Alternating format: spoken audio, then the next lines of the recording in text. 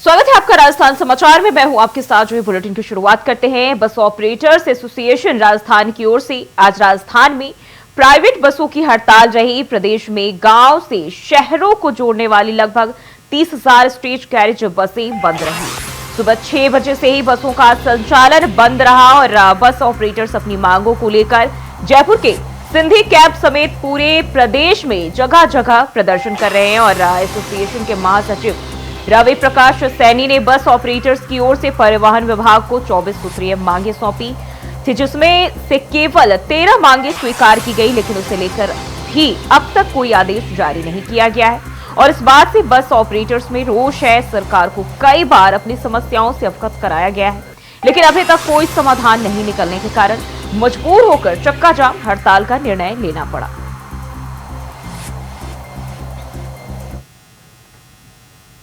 वहीं राजस्थान में राजसमंद जिले के नाथद्वारा शहर में जन्माष्टमी पर पुरातन परंपरा के तहत आधी रात को कृष्ण जन्म की खुशी में श्रीनाथ जी को 21 तोपों की सलामी दी गई। इस अनूठे आयोजन के आज हजारों लोग साक्षी बने।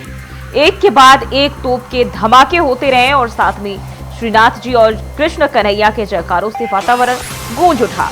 2 तोपों की जोड़ी से लगातार 21 गोले दागकर सलामी दी गई। दुनिया में एकमात्र मंदिर है जहां जन्माष्टमी पर 21 बार तोप से सलामी देने की अनूठी परंपरा है।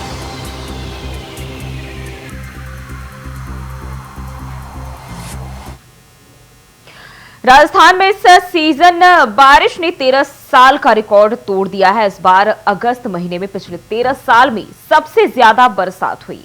प्रदेश के 5 जिलों में आज भारी बारिश का ऑरेंज अलर्ट जारी किया गया है। बांसवाड़ा, डूंगरपुर, सिरोही, उदयपुर और जालोर में भारी बारिश हो सकती है। वहीं अजमेर, अलवर, बारां, भरतपुर सहित 21 जिलों में भारी बारिश का येलो अलर्ट जारी किया गया है। राजस्थान के अजमेर जिले और माउंट आबू में बारिश से शहर की रफ्तार थम सी गई। भारी बारिश के कारण अजमेर की ऐतिहासिक आना सागर झील ओवरफ्लो हो गई है, जिसके चलते झील का पानी सड़कों पर आ गया है। मुख्य सड़क पर जलभराव के कारण वाहन चालकों को भी दिक्कत हो रही है। और प्रदेश में बारिश का दौर जो है जारी है। प्रदेश के बांधों की स्थिति की बात कर लें तो बीते 24 घंटों में 16 बांध ओवरफ्लो हो चुके हैं।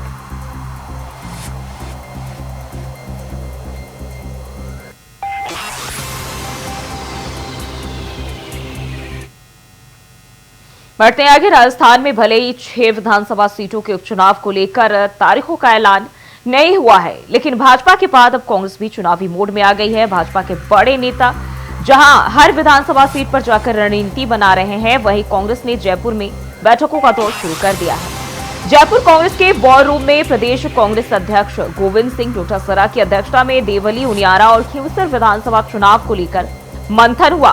बैठक में चुनावी रणनीति, टिकट वितरण और गठबंधन को संगठन को मजबूत करने सहित अन्य कई मुद्दों पर भी चर्चा की गई। कांग्रेस की रणनीति के हिसाब से अभी तक भारत आदिवासी पार्टी और आरएलपी के साथ चुनाव को लेकर गठबंधन की रणनीति साफ नहीं हो पाई है। राजस्थान में फिलहाल गठबंधन जैसी स्थिति दिखाई नहीं दे रही है। बैठकों में विधानसभा सीटों के साथ साथ जिलों के कांग्रेस के बड़े नेता भी मौजूद रहे। आपको बता दें कि देवली उनियारा सीट पर कांग्रेस से 5 नामों की चर्चा है। जिले के अंदर झुंझुनू और ये जो 4-5 जो हमारे उपचुनाव हुए थे, उन जिलों में प्रथमतया हम शुरुआत करेंगे कि वहां पर जिला लेवल का जाकर के और स्वागत और धन्यवाद कार्यक्रम एक साथ, स्वागत एमपी का जनता ने बनाया और जनता का धन्यवाद हम सब लोग जाकर के तमाम नेता, वरिष्ठ नेता उपस्थित रहेंगे। वो जाकर के कि भाई आपने इस तरीके से अच्छा काम किया और कांग्रेस को मजबूत करने का काम किया, इस देश के लोकतंत्र को बचाने का काम किया। और हम लोग इन मीटिंगों के माध्यम से इस सरकार की, जो राजस्थान की सरकार है, उसकी विफलता को भी बता रहे हैं कि किस प्रकार एक उम्मीद लोगों ने की थी और बहकाव में आ गए थे।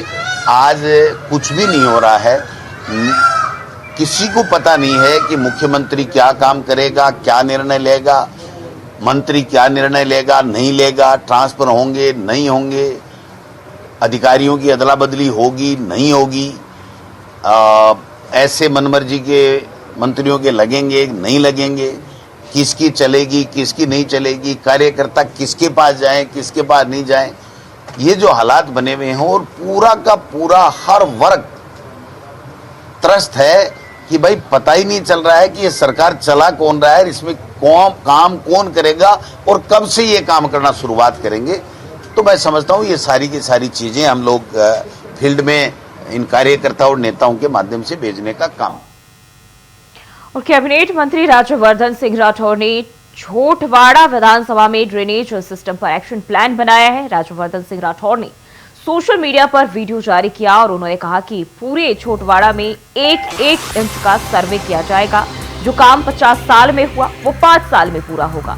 पूरे विधानसभा क्षेत्र में योजनाबद्ध तरीके से जल निकासी सिस्टम बनाया जाएगा। उन्होंने कहा कि आने वाले समय में सड़क पर जल भराव की स्थिति नहीं आएगी, सड़कें भी क्षतिग्रस्त नहीं होंगी।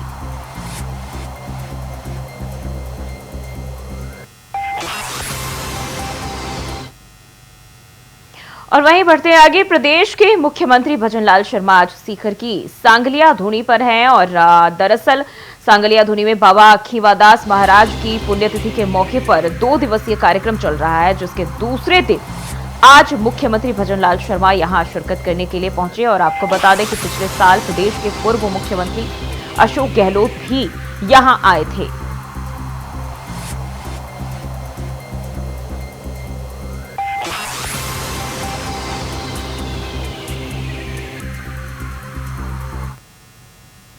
वहीं विश्व हिंदू परिषद ने शहर के केंद्रीय परशुराम सभागार भवन में समापन वर्ष और स्थापना दिवस मनाया। वहीं विश्व हिंदू परिषद के क्षेत्रीय संगठन मंत्री राजाराम ने कहा कि विश्व हिंदू परिषद का उद्देश्य हिंदू समाज को एकजुट और मजबूत करना है। श्री माधोपुर न्यूज जिला नीमका थाना विश्व हिंदू परिषद ने मनाया स्थापना दिवस और इस स्थापना दिवस कार्यक्रम का आयोजन किया गया।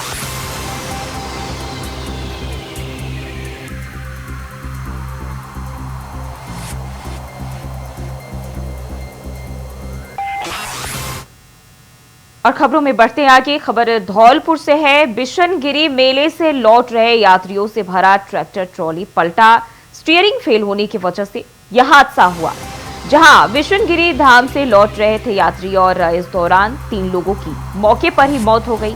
2 से 3 दर्जन लोग इस दौरान घायल भी बताए जा रहे हैं। जानकारी के अनुसार घायल यात्री एमपी के रहने वाले बताए जा रहे हैं।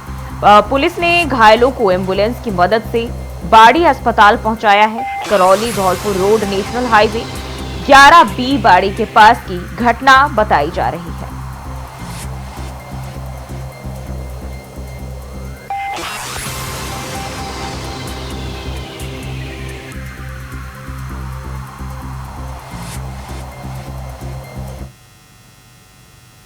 वहीं धौलपुर में आज स्वतंत्र प्रभार नगरीय विकास मंत्री झावर सिंह खर्रा और जवाहर सिंह बेदम ने वीडियो कॉन्फ्रेंसिंग के जरिए नगरीय निकाय विभाग के कई भवनों का वर्चुअल लोकार्पण किया।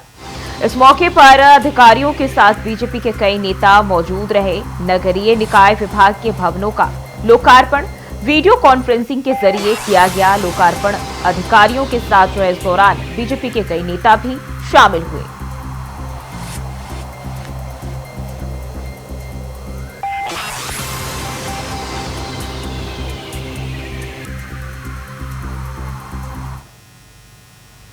बढ़ते हैं आगे, केंद्र सरकार के कर्मचारियों को यूनिफाइड पेंशन स्कीम के तहत पेंशन देने का ऐलान किया गया है।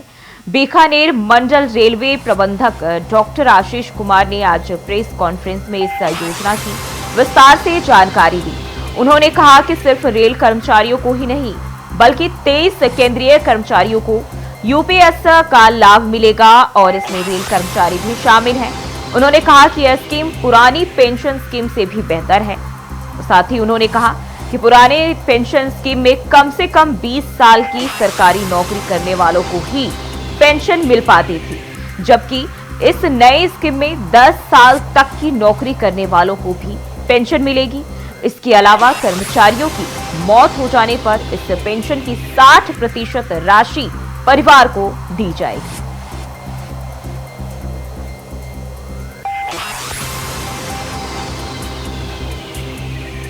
प्रेस कॉन्फ्रेंस का मकसद ये था कि जो यूपीएस गवर्नमेंट ने अनाउंस की है उसके डिटेल्स आपके साथ शेयर करना और ये जानकारी हमारे एम्प्लॉइज और लोगों में, बीकानेर के लोगों में और हमारे मंडल के जिलों में पहुंचाना कि जो यूपीएस स्कीम अनाउंस हुई है उसके क्या क्या फीचर्स हैं। विस्तृत हम लोग की अभी इनिशियल डिस्कशन ही हुए हैं, बहुत विस्तृत डिटेल हमारी यूनियन मीटिंग्स में होंगे एक्सचेंजेस, बट अभी तक जो मिनिमम हमें इन्फॉर्मेशन मिली है, हमारे पास पॉजिटिव रेस्पॉन्स मिला है अपनी यूनियंस की तरफ से। की फीचर्स को आप रेखांकित कर रहे हैं यूनियन से बातचीत में या आम जन को भी बता रहे हैं? जैसा कि मैंने आपको बताया कि सबसे बड़ा एक संशय का विषय था एनपीएस में कि एक कंफर्म्ड लोगों को एक पेंशन में पे आउट नहीं मिल रहा था, तो इस यूपीएस में इसका ध्यान रखा गया है और कर्मचारियों को एक कंफर्म्ड जो है एक पेंशन आपको मिलेगी जिसकी एक कंफर्मिटी होगी, जो कि एक इम्पोर्टेंट बेसिकली उसके आगे रिटायरमेंट के बाद उसके जीवन को रिस्क थी।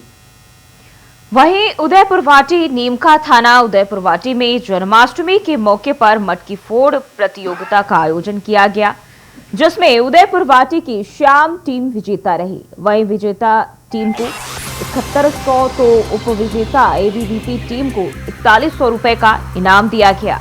मटकी फोड़ प्रतियोगिता को देखने के लिए भारी संख्या में लोग यहां पहुंचे।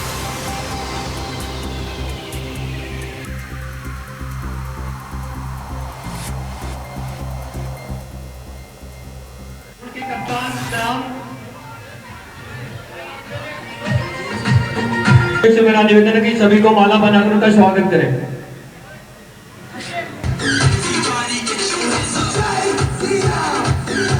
और कार्यकर्ता वो मंच पर बधाएं।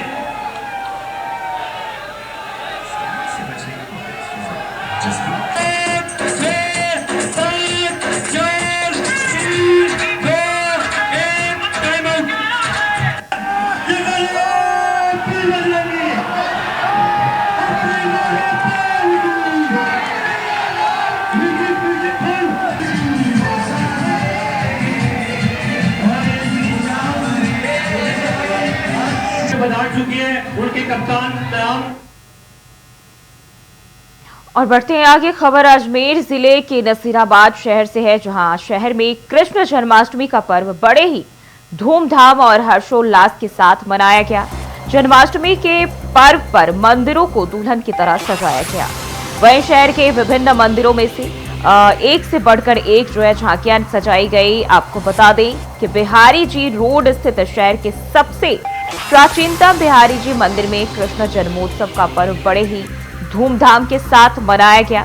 और इसको लेकर जानकारी देते हुए बिहारी जी मंदिर के महंत चंद्र प्रकाश शर्मा ने बताया कि हर साल की तरह इस साल भी श्री कृष्ण जन्माष्टमी के मौके पर मंदिर परिसर में विशाल भजन संध्या का आयोजन किया गया, जिसमें निवाई के प्रसिद्ध मांड गायक ब्रजमोहन, मास्टर राजकुमार बालोत, आनंद तिवारी, तबला वादक कांता प्रसाद बारेठ, जयपुर के प्रसिद्ध सैक्सोफोन वादक अंबा लाल ने अपनी कला का शानदार प्रदर्शन किया।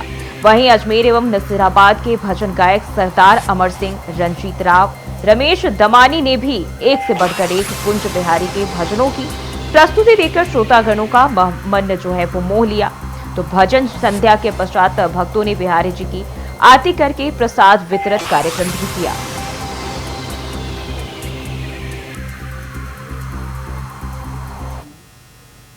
और रुकते हैं एक छोटे से ब्रेक के लिए, फौरन हाजिर होते हैं। ब्रेक के बाद स्वागत है आपका। बात करते हैं खबरों की। खबर उदयपुर वाटी से है। लोहारगल धाम में 24 कोसीय परिक्रमा मंगलवार शाम को होगी। लोहारगल के खाकी अखाड़ा मंदिर के ठाकुर जी के सूर्य कुंड पर पूजा अर्चना के बाद परिक्रमा शुरू होगी। भगवान ठाकुर जी को स्नान करवाकर और पूजा अर्चना करने के बाद संत महात्मा भगवान ठाकुर जी को पालकी में विराजमान करके परिक्रमा के लिए रवाना होंगे। यह परंपरा सैकड़ों वर्षों से चली आ रही है। 7 दिवसीय यह परिक्रमा अमावस्या यानी 2 सितंबर तक चलेगी। और वहीं लोहारगल से परिक्रमा का पहला पड़ाव किरोड़ी में, जहां ठाकुर जी रात्रि को विश्राम करेंगे। अरावली की वादियों में 8 दिनों तक गूंजेंगी मालखेत बाबा की जयकारे। और बता दें कि 24 कोसी परिक्रमा 3 जिलों को छूकर निकलती है। राम मंच लोहागर की ओर से कल गोगा नवमी से जो मेला स्टार्ट होगा, परिक्रमा 24 कोसीय परिक्रमा कल से स्टार्ट होने वाली है, जो अमावस्या तक चलेगी। इसमें ग्राम पंचायत द्वारा साफ सफाई, लाइटिंग की, टेंट की, पानी की पूरी व्यवस्था एकदम मुस्तैद है, पूरी व्यवस्था कर ली गई है, लगभग व्यवस्था चल रही है, तो कल शाम तक पूरी हो जाएगी। वहीं पीएम श्री राजकीय उच्च माध्यमिक विद्यालय श्री माधोपुर में माध्यमिक शिक्षा विभाग के निदेशक महोदय के आदेशानुसार राष्ट्रीय खेल दिवस के उपलक्ष्य में साप्ताहिक खेलों के कार्यक्रम का शुभारंभ 2 किलोमीटर दौड़ से शुरू हुआ। प्रधानाचार्य एवं संयोजक राजेश कुमार अंकुर ने बताया कि कार्यक्रम में 2 किलोमीटर की दौड़ का आयोजन किया गया, जिसमें छात्रों में प्रथम स्थान शुभम कुमार सैनी, द्वितीय स्थान रजनीश कुमार भास्कर, तृतीय स्थान कृष्ण सैनी ने प्राप्त किया है। छात्राओं में 2 किलोमीटर दौड़ में आ चुकी बकोरिया प्रथम, प्रियंका सैनी द्वितीय, तनुजा ने तृतीय स्थान हासिल किया है। कार्यक्रम में दौड़ को हरी झंडी दिखाकर प्रधानाचार्य और बालिका विद्यालय के प्रधानाचार्य शिवपाल सिंह शेखावत ने शुरू किया।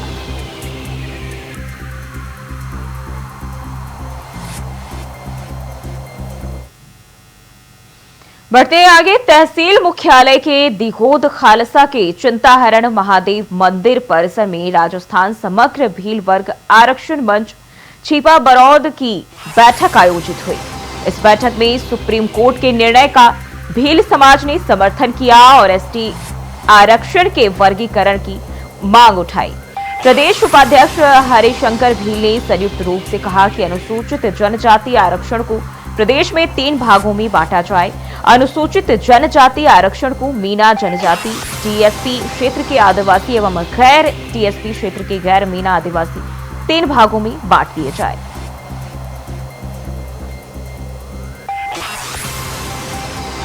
सुप्रीम कोर्ट ने जो सुझाव दिया है क्रीमी लेयर को लेकर, तो उससे एक पक्ष नाराज है और एक पक्ष विपक्ष में भी है, तो एक पक्ष में भी है।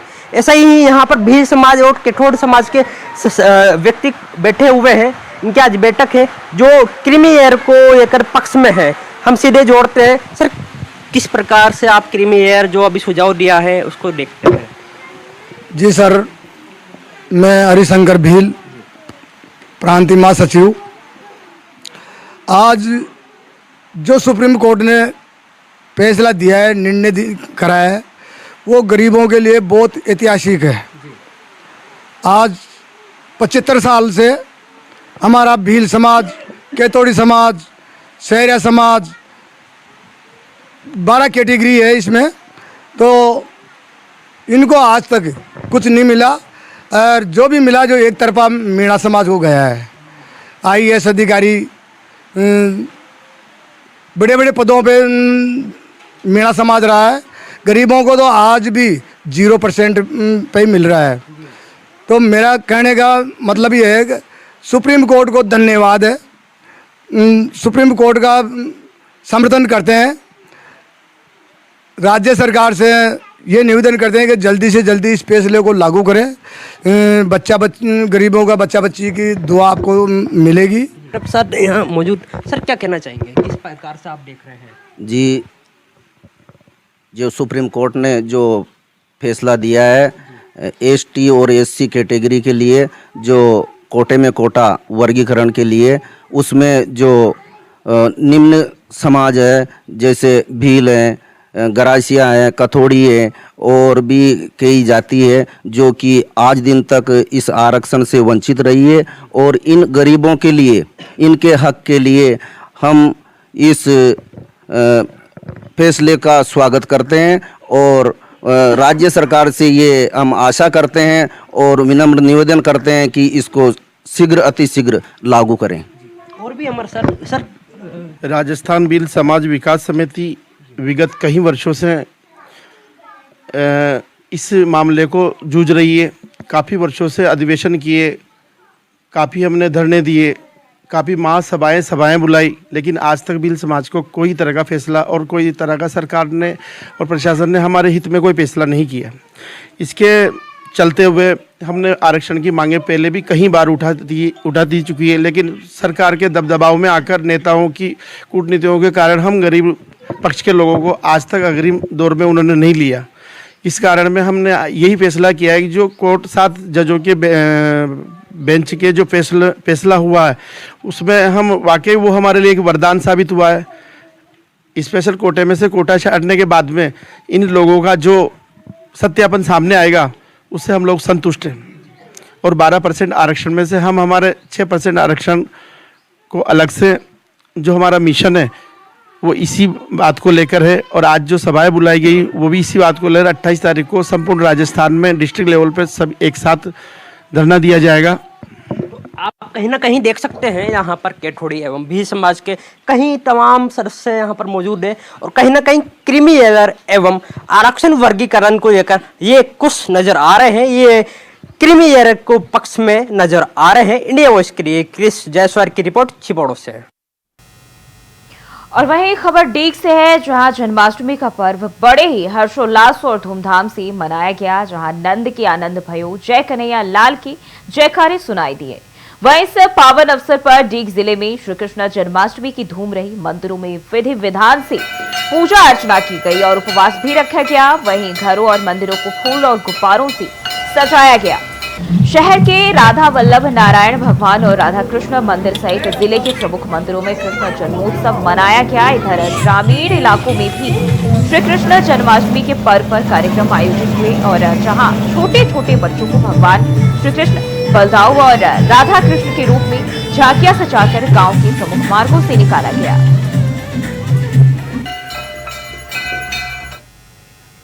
और केशवरायपाटन थाना इलाके में कोटा लालसोट मेगा हाईवे पर भवानीपुरा मोड़ और तीरथ के बीच बीती रात चलती कार में अचानक आग लग गई। देखते ही देखते चलती कार आग का गोला बन गई और कार को जलता देख आसपास के लोगों ने आग बुझाने की कोशिश की, लेकिन आग भीषण होने से काबू नहीं हो पाया और आग इतनी भीषण थी कि कार कुछ ही देर में धू धू कर जलने लगी। कुछ ही देर में कार पूरी तरह जलकर खाक हो गई। केशवरायपाटन थाना सीआई देवेश भारद्वाज ने जानकारी देते हुए बताया कि कार में आग लगने की सूचना पर मौके पर पहुंचे, लेकिन तब तक कार जल चुकी थी। मौके पर कार मालिक नहीं मिला। कार गांवज की तरफ से कोटा की ओर जा रही थी। फिलहाल आग लगने के कारणों का खुलासा नहीं हो सका है।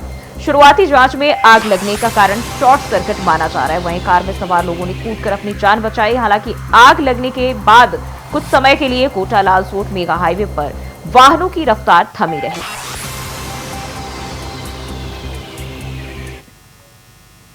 बढ़ते हैं आगे, खबर अजमेर से है, जहां अजमेर के पुष्कर रोड पर सोमवार शाम कथित तौर पर नशे में धुत दो युवतियों में आपसी कहासुनी को लेकर झगड़ा हो गया। इसमें एक युवती ने दूसरी को पीटना शुरू कर दिया और इससे वह चेत हो गई। इस दौरान सूचना पर 108 एम्बुलेंस मौके पर पहुंची और एम्बुलेंस से दोनों को अस्पताल भिजवाया गया, जहां इलाज जो है वो जारी है। वहीं दूसरी का पुलिस ने मेडिकल कराया है। बीच सड़क पर दो लड़कियों की लड़ाई और ये वीडियो जो है सामने आया है, जिसके बाद दोनों को अस्पताल में इलाज के लिए भर्ती कराया गया।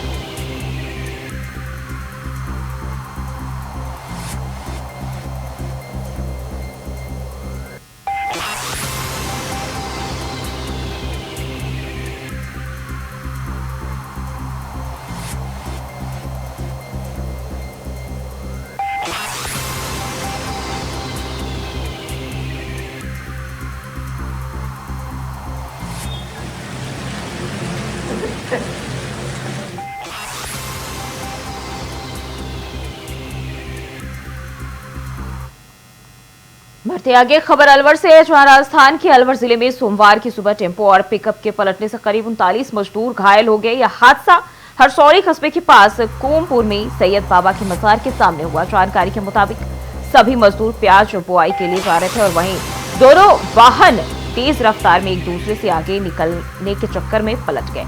हादसे में किसी प्रकार की कोई जनहानि नहीं हुई है। हालांकि कई मजदूरों को गंभीर चोटें आई है। मजदूरों में अधिकांश महिला मजदूर थी, जिनको जिला अस्पताल में भर्ती कराया गया। जहां मंगलवार को जाटव समाज के गणमान्य लोग घायलों से मिलने के लिए जिला अस्पताल पहुंचे और घटना के बारे में जानकारी ली।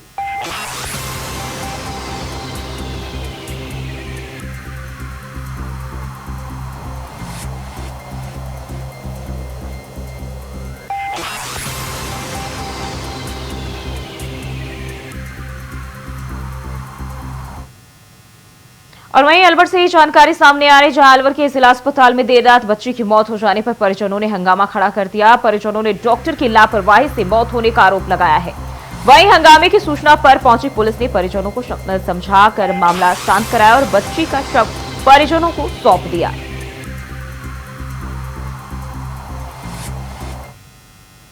अलवर कोतवाली थाना क्षेत्र के टोडा मोहल्ले में एक महिला और उसके बेटे के साथ मारपीट का मामला सामने आया है, जहां दोनों का इलाज ट्रॉमा वार्ड में चल रहा है। पीड़ित मां ने बेटे ने मोहल्ले के 2 दबंगों पर ही मारपीट करने का आरोप लगाया है। पीड़ित युवक ने आरोप लगाया कि पहले दोनों दबंगों ने उसके साथ झगड़ा किया, जिसके बाद दबंगों ने सरिये से पीड़ित युवक के साथ मारपीट की और उसके बाद उसकी मां बीच बचाव करने आई तो पीड़ित युवक की मां के सिर पर दबंगों ने वार कर दिया।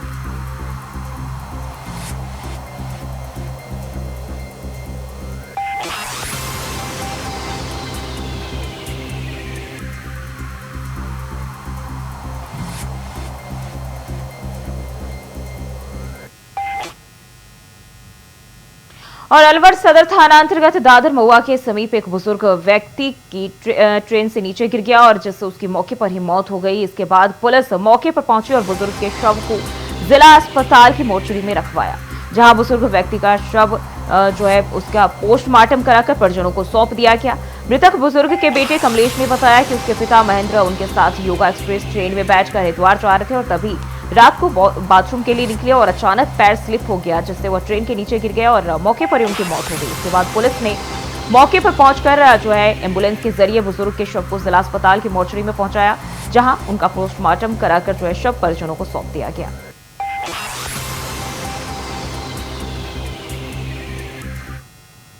वहीं केंद्रीय रेल मंत्री नवनीत बिट्टू राजस्थान से राज्यसभा सदस्य चुने गए हैं। नवनीत बिट्टू निर्विरोध राज्यसभा सदस्य चुने गए हैं। आपको बता दें कि बिट्टू पूर्व मुख्यमंत्री बेअंत सिंह के पोते हैं। लुधियाना से विधायक रहे नवनीत बिट्टू कांग्रेस पार्टी छोड़कर बीजेपी में शामिल हो गए थे। उन्होंने बीजेपी की तरफ से लोकसभा चुनाव लड़ा और जिसमें वह राजा विड़िंग से हार गए और इसके बाद केंद्र सरकार ने उन्हें रेल मंत्री बना दिया।